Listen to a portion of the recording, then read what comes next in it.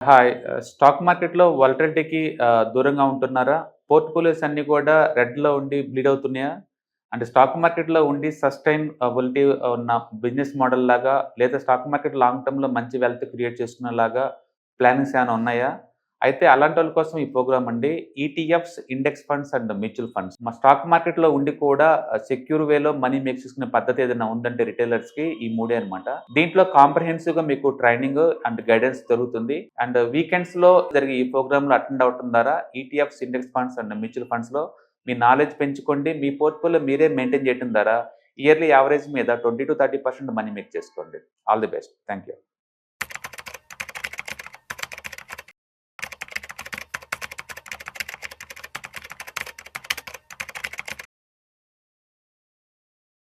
నమస్తే. Welcome to Vishnu talks. నేను విష్ణు. ప్రస్తుతం నాతో పాటు ప్రముఖ స్టాక్ మార్కెట్ అనలిస్ట్ సుందరరామరెడ్డి గారు ఉన్నారు. సార్తో మాట్లాడదాం. సార్, సుందరరామరెడ్డి గారు నమస్తే సార్. నమస్తే సార్. సుందరరామరెడ్డి గారు, నిన్న ఒక ప్రముఖ తెలుగు దినపత్రికల్లో ఆర్టికల్ ఒకటి చూశాను సార్. ఒక కళాఖండం అంట, పెయింటింగ్ దాదాపు 2087 కోట్ల రూపాయలకు అమ్ముడు పోయిందంట. ఏంటి సార్ అదేదో, అదేమైనా అపురూపమైన అమూల్యమైన కళాఖండమా? దాదాపు 2000 కోట్ల రూపాయలు పెట్టి దాన్ని కొనడానికి ఏంటి? దీని మీద మీ కామెంట్ ఏంటి? బేసికల్‌గా మనం అప్పుడప్పుడు మనం చూస్తామండి. ఇంటర్నేషనల్ అంటే రేర్‌గా దొరికే వాటినన్నమాట. ఆర్టిజాన్స్ వర్క్‌ని ఏలం పాటలు ఏయటం అనేది కోట్లల్లో పోవటం అనేది మనం చూసాము. బట్ హిస్టరీలో ఇది సెకండ్ టైమ్ ఈ రేట్‌కి అమ్ముడుపోవటం. ఇంతకుముందు ఒకసారి ఐ థింక్ 2021లో అమ్మారండి. ఆ టైంలో 4000 కోట్లకి అమ్ముడుపోయింది ఇది. 4000 కోట్లకి 2021లో. అండ్ ఇప్పుడు ఇది నిన్న ఇంటర్నేషనల్ మార్కెట్‌లో ఈ పెయింటింగ్‌ని 2087 క్రోర్స్‌కి అమ్మారు అది ఈ పెయింటింగ్. ఎందుకు ఇంత రేటు అంటే ఏ పెయింటింగ్ అయినా సరే బేసికల్‌గా ఏందంటే అది పెయింట్ ఎవరు ఏసారు అన్న దాన్ని బట్టేసి. ఆ పెయింటింగ్ గూడా అతను పీక్ స్టేజ్‌లో ఏసాడా? కెరీర్ స్టార్టింగ్‌లో ఏసారా? అన్న దాన్ని బట్టి ఉంటదనమాట. చాలా పారామీటర్స్ ఉంటాయి. పారామీటర్స్ ఉంటది. రెండోది ఆ పెయింట్ ఓనర్ కొన్ని హిస్టరీని బట్టి ఉంటది. ఆ పెయింట్ ఓనర్ ఇంటర్నేషనల్ ఫేమస్ అనుకోండి. ఆయన దగ్గర నుంచి వచ్చేది గదా! అందుకని ఆ ఓనర్‌షిప్‌ని ఉంచుకుందామని ఎవరైనా ట్రై చేస్తారు. అది అండ్ వర్కింగ్ స్టైలు, వారు వర్క్ వాడిన మెటీరియల్, ఆ కుంచే, యాహ్! ఆ మెటీరియల్ దాంట్లో ఉన్న కాంప్లిసిటీ అండ్ తీసుకున్న మీడియం అండ్ మార్కెట్‌లో ఉన్న డిమాండ్ సప్లైస్ వీటన్నిటిని పెట్టేసి ఒక పెయింటింగ్ విలువ డిసైడ్ అవుద్దనమాట. ఇప్పుడు వీళ్ళు తీసుకున్నది వరల్డ్‌లోనే రేరెస్ట్ పెయింటింగ్ అది. ఎంత అంటే యాక్చువల్లీ 6 ఫీట్స్ ఉన్న పెయింట్స్ ఇలాంటి వరల్డ్ మొత్తం మీద 22నే ఉన్నాయి. ఆ 22లో 21 మ్యూజియంలో ఉన్నాయి. నువ్వు కావాలన్నా కొనలేవు. అంటే నువ్వు కావాలన్నా కొనలేరనమాట. డబ్బున్నంత మాత్రాన అది కొనలేరు వాటిని. కొనలేము. వాళ్ళు కొనలేరు. ఎందుకంటే 6 ఫీట్స్ పెయింట్స్ ఇవి. చాలా రేర్ పెయింట్స్ అన్నమాట. వరల్డ్‌లో ఉంది 21, 22నో ఉంది. ఇది ఒకటే బయటుంది. ఇది కూడా యాక్చువల్‌గా బయట ప్రైవేట్‌గా అమ్ముతారనమాట. జస్ట్ 20 నిమిషాల్లోనే 6 బిడ్లేసారు. ఒకళ్ళు విన్ అయ్యారు. జస్ట్ ఇవి మొత్తం ఏలంపాట జరిగింది 20 నిమిషాలేనండి. అంటే దాన్ని బట్టి ఊహించుకోండి ఎంత డిమాండ్ ఉందనేది. వీటిని కొన్ని అవతలోళ్ళు ఏం చేసుకుంటారు అంటే బేసికల్‌గా మనం పిజ్జా సెంటర్‌కెళ్ళి ఎక్కువ తిన్నామనుకోండి, ఆ మిగతా పిజ్జాని వదిలేసి వెళ్తాం కదా! అంటే ఆ టైంలో అది నీకు ఇది దేనికి పనికిరాదని అర్థం. అట్లనే అల్ట్రా రిచ్ వాళ్ళకేందంటే వాళ్ళకి బోలెడన్ని ఉంటాయి. ఈ ఈ ఇలాంటి 2000 కోట్లు కూడా ఒక మూలననుకోండి, దాన్ని వదిలేస్తారు. ఆ టైప్ అనమాట. అందుకని వాళ్ళ ఆ వే ఆఫ్ బయింగ్, సెల్లింగ్‌ని మనం నార్మల్ పర్సన్‌తో మనం పట్టుకోలేము. ఎవరైనా నాలాంటోళ్ళకి అది ఫ్రీగా ఇచ్చినా సరే నేను ఒక మూలన పడేస్తాను. కనీసం ప్రాంప్ట్ ప్లేస్ కూడా డిస్‌ప్లే చేసేంత అంత నచ్చే అంతేం లేదు. మీరు జాగ్రత్తగా పెయింటింగ్ చూడండి. ఏదో మూడో తరగతి పిల్లోడు ఏదో కూర్చోబెట్టుకుని 3వ క్లాస్, 4వ క్లాస్ స్కూల్ పిల్లకాయలు వేసిన బొమ్మలాగా ఉన్నట్టుంది.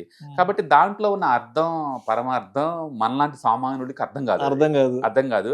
అర్థం అయ్యే ప్లేస్‌లో అది పెడితే దానికి అంత వాల్యుయేషన్ అంటే వచ్చిందన్నమాట. మనలాంటి వాళ్ళకి అంత కళాత్మక హృదయం లేదు. ఈ మార్కెట్‌లో 20 సంవత్సరాల నుంచి ఉంటేనే ఆ స్టాక్ యొక్క వాల్యుయేషన్ మనకు పూర్తిగా అర్థం కాదు. ఇంకా పెయింటింగ్ వరల్డ్ అది. మనకు తెలియని ప్రపంచం అది. మనకు అర్థం కాదు. ఏదైనా గాని డిమాండ్ సప్లై వరల్డ్‌లో ఏ స్టాక్స్‌కైనా, బిట్ కాయిన్‌కైనా వీటికైనా అన్నమాట. ఇయన్నీ ఎంతవరకు ఉంటాయి అంటే రెసిషన్ వచ్చేంత వరకు ఉంటాయి. ఒక మనిషి డబ్బులు ఎక్కువ ఉన్నంత వరకే ఉంటాయన్నమాట. ఒక్కసారి రెసిషన్ వచ్చేస్తే ఈ రేట్లు మనకి కొలాప్స్ అయిపోతాయి. మొన్నటిదాకా బిట్ కాయిన్ అనేది అందరికి అందుబాటులో లేని వస్తువు అన్నారు. 1 ఇయర్ లోకి రాలా? ఎవరైనా ఊహిస్తారా అది $130,000 దగ్గర నుంచి బిలో 90కి వస్తదని? చార్టులు చూస్తే లేదు, అది ఏదో 50,000కి వచ్చేలాగా ఉంది బిట్ కాయిన్. చాలా దారుణంగా ఉంది చార్ట్స్. అందుకని ఎలాంటి రేర్ ఉన్నా సరే దానికి సప్లై స్టార్ట్ అయినప్పుడు రేట్ కొలాప్స్ అవుతా ఉంటాయి.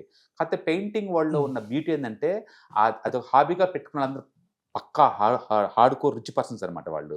వాళ్ళకి డబ్బనేది ఎప్పుడు అన్‌లిమిటెడ్ ఉంటది. అందుకని వాటికి ఎంతో కొంత డిమాండ్ ఎప్పుడూ ఉంటది బై డిఫాల్ట్. అందుకని మనకు అర్థం కాని వాల్యుయేషన్ అవన్నీ అండ్ ఉంటుంది. కాకపోతే ఏంటంటే సర్ప్రైజ్ థింగ్ ఏంటంటే ఈ 20-27లో కూడా కంప్యూటర్ గ్రాఫిక్స్ వచ్చి బోర్డులు ఎంత ఉన్న ఈ రోజుల్లో కూడా స్టిల్ ట్రెడిషనల్ పెయింట్స్ కి ఒక వాల్యుయేషన్ ఉందని చెప్పేసి ఇంకోసారి ప్రూవ్ చేసింది అంతే. అండ్ డెఫినెట్ గా 2000 crores అంటే అది పెద్ద మ్యాసివ్ వాల్యుయేషన్ అండి అది. అండ్ వాల్యుయేషన్ ఎలా లెక్కడతారో మనకైతే ఐడియా లేదు కానీ మెథడ్స్ అన్ని కూడా. అంటే ప్రపంచంలో సెకండ్ బిగ్గెస్ట్ హైయెస్ట్ వాల్యుయేషన్ ఇది. ఫస్ట్ వన్ అయితే 4000 కోట్లు, అది 2021లో ఏలం పాటికి వచ్చింది. ఇది సెకండ్ వన్ అనమాట. సో మొత్తానికి ఇప్పుడు అలాంటి కళాఖండాలను అర్థం చేసుకోవాలంటే ముందు కళాత్మక హృదయం ఉండాలి. ఆ హృదయం రావాలన్నా మళ్ళీ మీరు పెయింటింగ్ నేర్చుకుని రావాలి. అంత హృదయాలు వద్దులండి. మనకి రవివర్మ లాంటి పెయింటింగ్ అయితే ఈజీగా అర్థం అవుతుంది. అది ఎవరైనా లైక్ చేస్తారా బొమ్మలని చూడంగానే కొంచెం ఎంతసేపు చూడబుద్ది అవుతుంది దాన్ని. ఏదో మన రేంజ్ కి తంజావూరు పెయింటింగ్స్ అలాంటి వాటిని మనం ఎంజాయ్ చేస్తాం. ఈ టైప్ మనకి అర్థం కాదు కూడా. ఎంత వాల్యూ లేకుండా అంత వాల్యుయేషన్ పెట్టి కొనరు కదా అవతల వాళ్ళు. కాబట్టి ఆ ప్రపంచం సపరేట్, దాని వాల్యుయేషన్ సపరేట్. ఇది ఎలా ఉంటుందంటే త్రిపు సుల్తాన్ కల్తీని అతను కొన్నారు ఎవరు మన కర్ణాటక నుంచి వాళ్ళు 2000 కోట్లు ఇచ్చి కొన్నాడు. ఇప్పుడు ఒక వెర్షన్ ఏంటంటే తుబ్బైన కత్తి తీసుకుని ఏం చేసుకుంటావు అని సెటర్లు వేసే ఒక బ్యాచ్. చాలా టిపికల్తోనే వాడిన కత్తి కాబట్టి చాలా రేరెస్ట్ అని చెప్పేసి ప్రౌడ్ ఫీల్ అయ్యేవాడిని ఇంట్లో డిస్ప్లే చేసుకోవటం రెండో పద్ధతి. అందుకని ఆ వాల్యుయేషన్ ఎప్పుడు గ్యాప్స్ ఉంటాయి. యాక్సెప్ట్ చేసేవాళ్ళు ఒకటి లైక్ బిట్ కాయిన్ కూడా కొంతమంది అది కరెంట్ పోతే జీరో అయిపోయి వాల్యుయేషన్ గేమ్ రేట్ అనే వాళ్ళు ఉన్నారు. ఫ్యూచర్ గురించి ఏం అర్థం కాదురా అని సెటర్లు వేసేవాళ్ళు ఉన్నారు. అందుకని కొన్ని వాల్యుయేషన్ మన అగ్రిమెంట్కి రాలేము అంత ఈజీగా. కాబట్టి వాటికి టూ మచ్గా అప్ అండ్ డౌన్ అవుతుంటాయి వాల్యుయేషన్స్.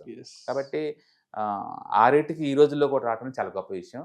అంటే పెయింటిస్టులు అందరూ ఎవరైనా ఉంటే ప్రౌడ్గా ఫీల్ అయ్యే మూమెంట్ అనమాట. బట్ మనకు అర్థం కాదు ఆ వాల్యుయేషన్ కాబట్టి మనం కామెంట్ చేయాలి. Thank you sir, thank you so much. ETF index mutual funds నేర్చుకుని స్టాక్ మార్కెట్లో రాణించాలనుకుంటున్నారా? వెంటనే ఈ నెంబర్కి కాల్ చేయండి.